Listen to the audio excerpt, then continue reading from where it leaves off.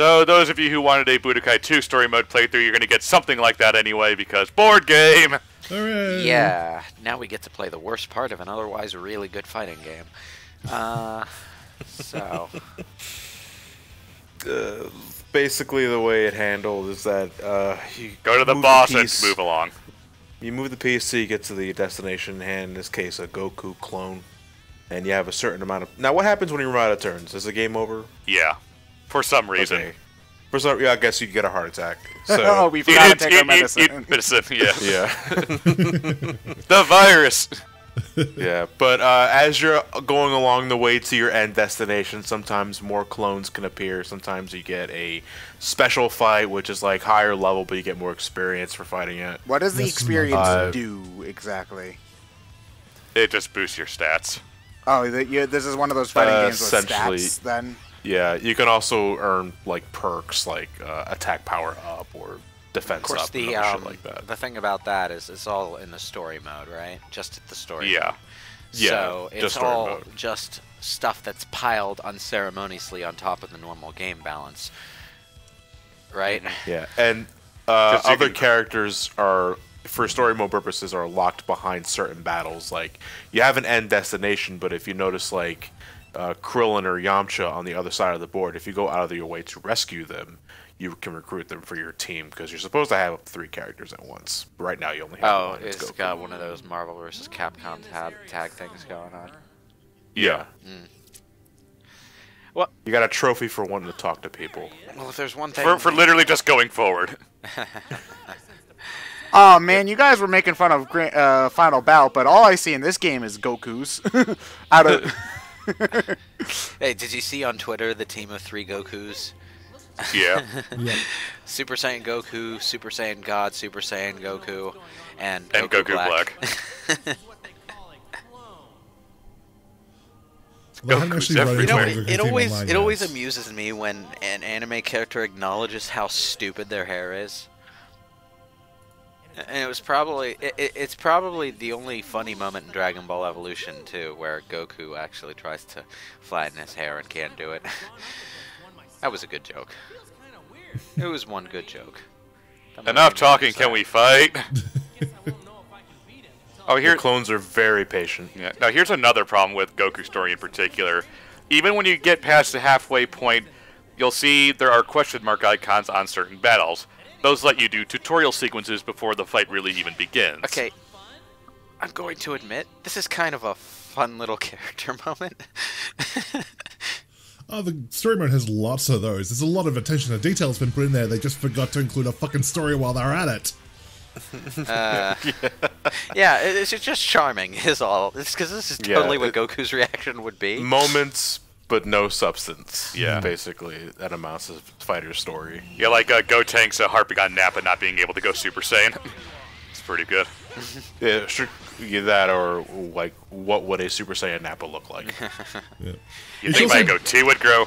The other thing about these tutorials as well is that there's no benefit to actually completing these tutorials. You can just beat them up regardless. It doesn't actually give you anything. And they'll just stand there and take it while the tutorial is still supposed to be going. You know, normally a fighting game would put this kind of thing off in its own mode, where, you know, you can do it when you want to, but it's not going to intrude on anything. Well, the first few fights in the arcade... It does that. It does that anyway. That's the weird thing. It does that anyway because the way FighterZ handled... And honestly, we harp on the story. To me, the worst thing about the game is the fucking lobby. When you load the game up, you immediately have to go into a lobby. You can't even access the menu until you get inside a lobby. But the lobby itself has a tutorial mode. Like, you can do everything there, but story mode assumes you skip it. And they just have you to do tutorials anyway.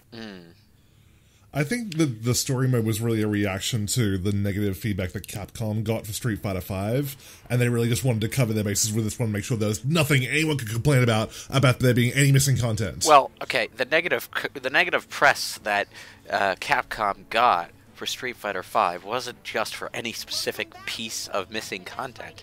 It was the fact that the game shipped with a minimal roster and basically no gameplay modes except online and survival. It didn't even have a basic bitch arcade mode. And a very, very, very bare bones prologue to story mode. Yeah, that too. I forgot that was a thing.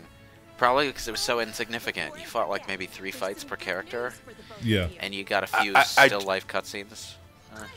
For this game specifically, though, I find it so odd that you can't even access options and all that without getting into a lobby. Because as soon as you boot the game up, you get the title screen, you hit X, and then it connects you to the network, and then you have to choose a lobby room. That is so weird. Day one, you be damned if you can get into a lobby without like waiting at least 10 minutes because every room was full. That's so bizarre. That's not something I usually expect from Arc System Works either. Their lobby is usually a separate option in the menu. You'd think they would know better than that. Apparently, it's one of those if like there's internet problems where you can't connect to online for whatever reason. There are offline lobbies for story and local matches in arcade, but that's about it. So in that sense, it's like Xenoverse again, where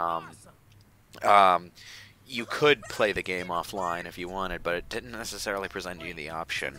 It would only do it if it was disconnected. Which bugs the fuck out of me, because even Dark Souls, with it pushing online crap down your throat every 2 seconds, has an offline mode, you know, that you can select freely if you want it.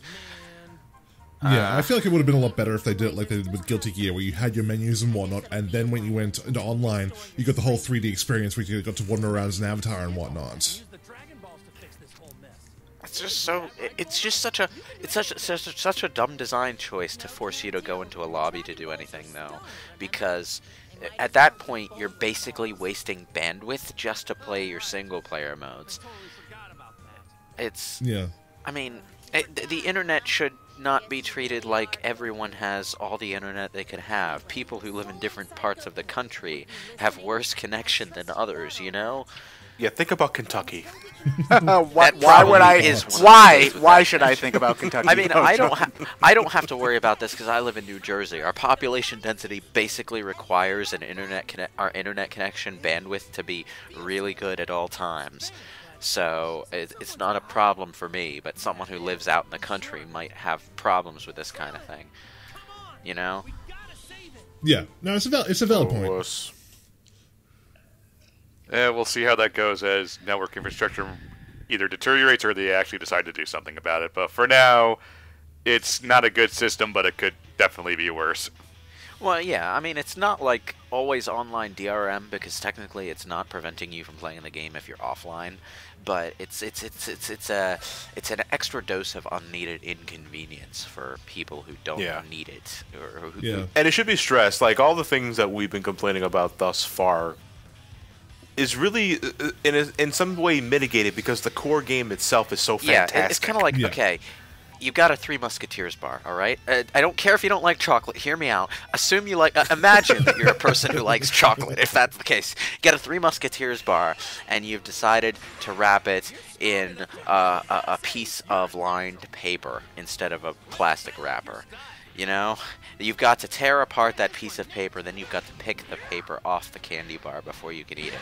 You know, because it got all sticky, it got all stuck in the chocolate. Now you've got to pick the individual pieces of ripped paper. You've been holding on to this analogy for years. No, actually, I just thought of it out of nowhere right now, which is why it's so rambling. One thing I have been holding on to for years is complaining about the graphics in this game because I don't like this animation style at all. And I'm not talking about the cutscenes. I'm talking about the gameplay cuts. The game. You see, that's weird because most people I hear orgasm. Yeah, I love the over way this game looks. Okay. If you're comparing it to the sprite work that Arc System Works usually does, it is technically a step up. The image quality is clearer and the animations are a little less herky-jerk. Because Arc System Works is good at making anime-style fighting games, but SNK they ain't. Alright, no one's going to point to their games as an example of what beautiful sprite work looks like. Okay, if it's a choice. Well, it's not sprite work anymore.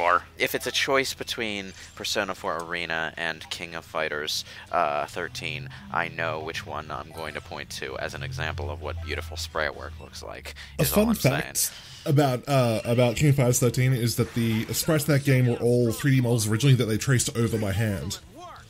Yeah. I recall hearing that as well. Yeah, well, I think it was Ultimax that did that, and the first one was just sprite-based. It's They had some awkward jumps in how they were handling the technology around that time, but you know. Well, it's either that or you have to make liberal use of motion blur. But what we have here is 3D models pretending to be sprites. And okay, to be fair, they're doing a really good job of pretending to be Arc System Works quality sprites, which is really weird since technically a cel-shaded 3D model should look smoother than an Arc System Works sprite. I think I kind of get what you mean, because like I'm looking at Goku shuffling his legs there, and the leg isn't moving like you would expect a model to. It's moving like it was a however many frame sprite animation. I can understand what you're saying there. We've got a lot of fighting games out right now that are 3D models that mimic sprite work for the purposes of frame data, basically. So the Street Fighters 4 and 5 do that sort of thing. And then I think another example would be King of Fighters 14. But the thing about all of those games is that the 3D models and the 3D animation... I'm sorry, I'm laughing at Goku's... It sounds like he's a madman. Continue. Yeah, it usually does. Those games, though, they animate more smoothly. They make more use of their 3D models for the purposes of art style. Street Fighter 4 is the best one out of the three that I mentioned, because they actually did go out of their way to make an art style with the 3D models rather than just making everyone look like plastic dolls like in Street Fighter 5. Not to mention everything from what they do, from movements, attacks and all that, still animate at 60 frames per second, where fighters, you can touch stuff from Goku shuffling, he still moves at like 24 frames. I mean, like if you look really close at the animations in the Street Fighter games, in a 3D modeled Street Fighter games anyway, the exact movements they're making are slightly unnatural at times because they're trying to keep to what the sprite would have looked like doing the same move. But they don't make everything look like a sprite animation here. And the thing about sprite animations, they look really good with sprites, but when you're trying to do it with 3D models, it looks really goddamn unnatural. It hits a really bad uncanny valley spot. It's ultimately a cost-cutting measure, because it is, I'd imagine, way cheaper and less time-consuming to manipulate a 3D model to trace over key pose, because, you know, despite what we're talking about now, they still had to draw a shitload of keyframe poses to you know, base these models off of, but rigging a model and moving it so it matches this keyframe and that keyframe, instead of just having to painstakingly draw it over and over again, is less time consuming. Yeah, but what it comes down to, though, is like they really did not want to alienate Arc System Works fans. And Arc System Works fans are used to a particular kind of animation flow in their gameplay, and I know that doesn't probably make a whole lot of sense to people who don't play these kind of games a lot, but it does affect how they feel about the moves they're doing in the gameplay. It's weird, and they kind of because as much as I love the way this game looks, I still think Blaze Blue is the better looking game. Yeah, it really is. Everything is more harmoniously connected to each other. All the aspects work well together in those games, whereas here there's a lot you can see the seams, I suppose, is the best way to say it. I've been really negative up to this point, and I want to say I'd probably be more positive if I'd had the time to really get into playing this game, but I've been on a Silent Hill kick lately, so I've really only dipped my fingers into the pie, you know? What you're saying is you're disappointed that FighterZ doesn't have Henry as a playable character. I can comment Lewis, you want to... Sorry.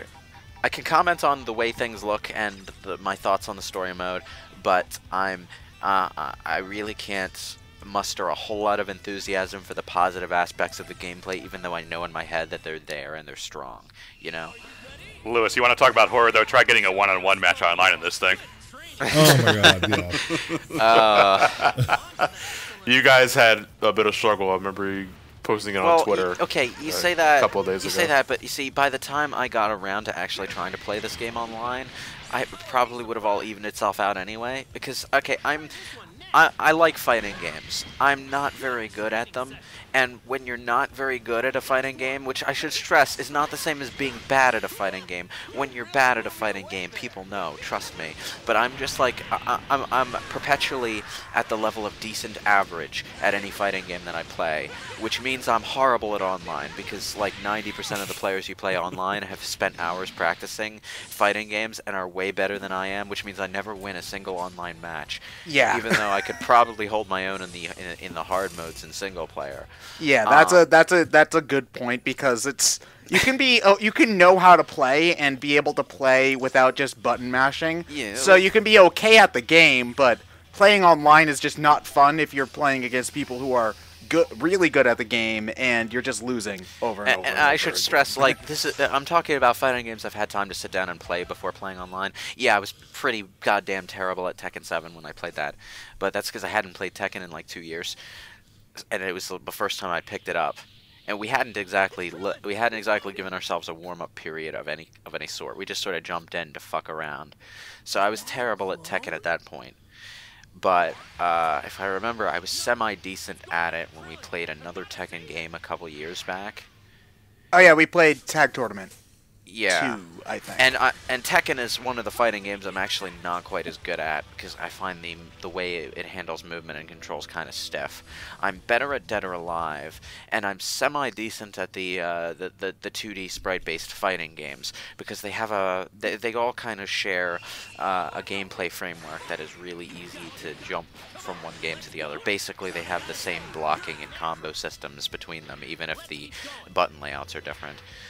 Okay, so I've got a question for the gameplay. Why have you been starting the last few matches not at full health? That's part of the board game thing. You get some health back between matches, but you don't get a full health thing between matches.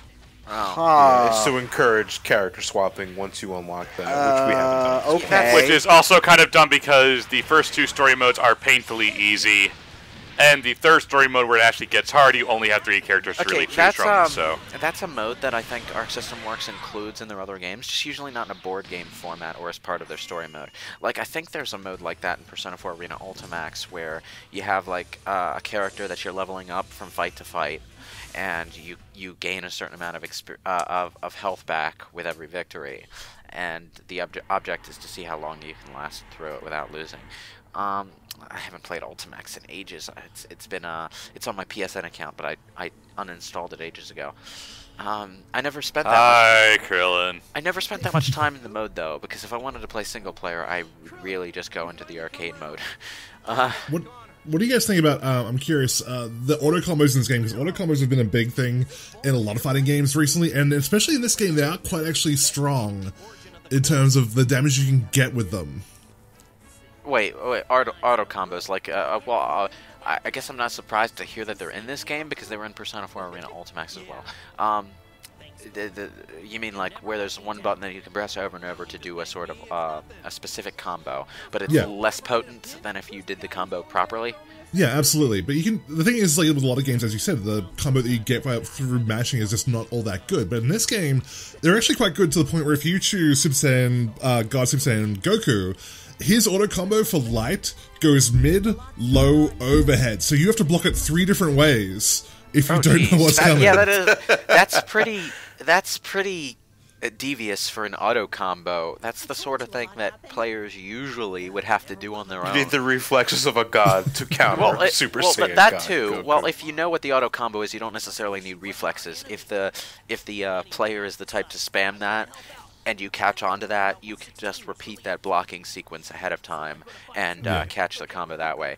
But it's a complicated combination of attacks for an auto combo is what I'm saying. Is like if you were to pit 2 fairly inexperienced players against each other and one of them picked the character with that kind of combo, that player would probably win. Yeah.